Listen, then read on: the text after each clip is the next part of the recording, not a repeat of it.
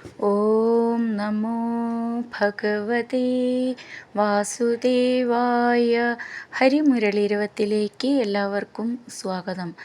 നാരായണായ നമ നാരായണായ നമ നാരായണായ നമ നാരായണ നാരായണായ നമ നാരായണായ നമ നാരായണായ നമ നാരായണ.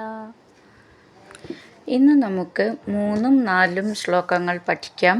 ശ്രീമന്നാരായണീയം ദശകം 18 പൃഥുചരിതം ശ്ലോകം 3.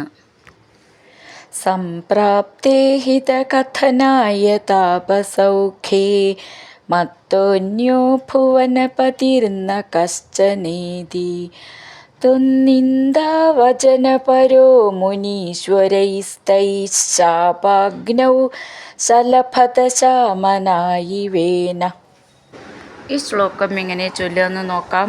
സംപ്രാപ്തേ നീട്ടിയിട്ട് ഹിതകഥനായ കഥ എന്നുള്ളത് നന്നായിട്ട് ഉറപ്പിക്കണം. ത എന്നുള്ളത് താപസൗഖ്യേ നീട്ടിയിട്ട് താപസൗഖ്യേ.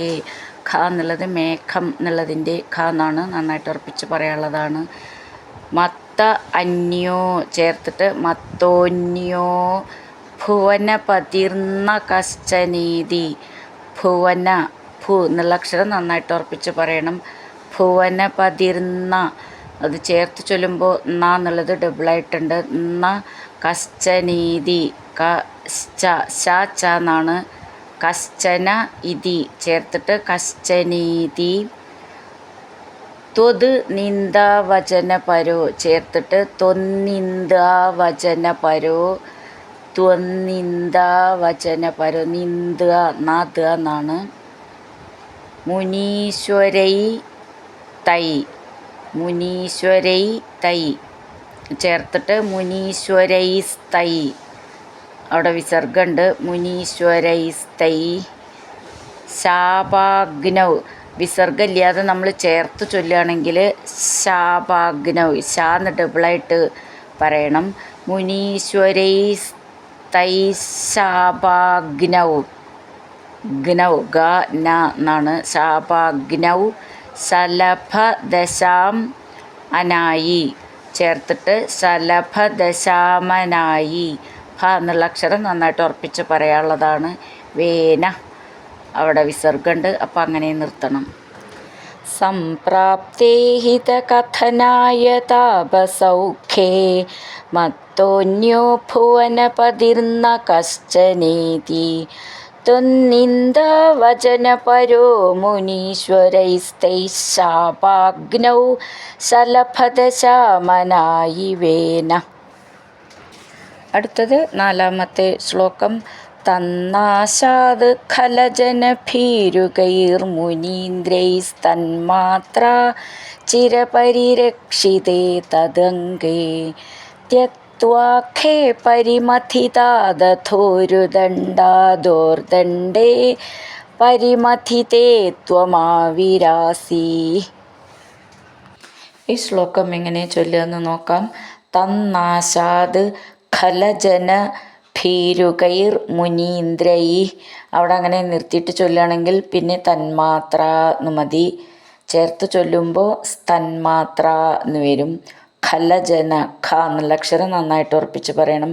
ഭീരു എന്നുള്ളതിൻ്റെ ഭീ എന്നും ഉറപ്പിച്ച് പറയാനുള്ളതാണ്.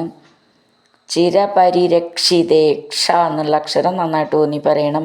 തദംഗേ ത്യക്ത്വാഖേ ത്യക്ത്വ ത്വ നവള ചിഹ്നം ദീർഘം അതൊക്കെ ശ്രദ്ധിച്ചോളൂ. ക ത എന്നാണ്. ത്യക്ത്വാഖേ ഖ എന്നുള്ളത് മേഘത്തിൻ്റെ ഖ എന്നാണ്, കുറച്ച് ഉറപ്പിച്ച് പറയാനുള്ളതാണ്.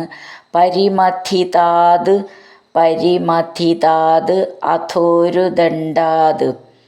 അങ്ങനെ ദണ്ഡാതെന്ന് വിട്ടിട്ട് ചൊല്ലുകയാണെങ്കിൽ പിന്നെ അടുത്ത വരിയിൽ ഒരു ദ എന്ന് മതി. ദോർദണ്ഡേ ചേർത്ത് ചൊല്ലുമ്പോൾ 2 ദ എന്ന് വരും. മെല്ലെ നൂന്നി പറയണം. ഡ എന്നുള്ളത് ണ ഡ എന്നാണ്, ഒട്ടും ഊന്നണ്ട. പരിമഥിത മഥി എന്നുള്ളതിൻ്റെ ഥി എന്നുള്ളതും നന്നായിട്ട് ഉറപ്പിച്ച് പറയണം.